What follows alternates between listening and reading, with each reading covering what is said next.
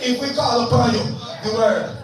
2, he returned with the congregation. Everybody submit to God. 3, he returned with fasting. 4, he returned with prayer. Well, you hear me now? Because they go somewhere and none. He returned with 3 main things. The word, prayer, and fasting. You notice in the single worship? Up there, so. Because worship cannot be true. Number 1.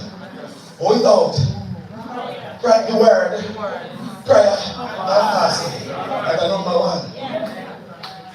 Worship cannot be a weapon without the word, prayer, and fasting.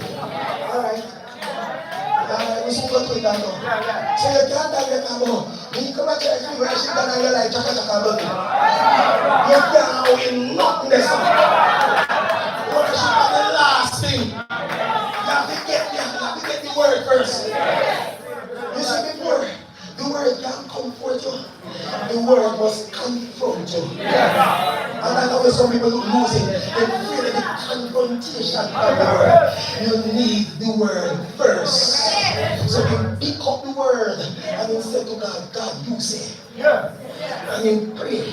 And then fast. Now in the midst of the fasting and the prayer, when church and fast and prayer connect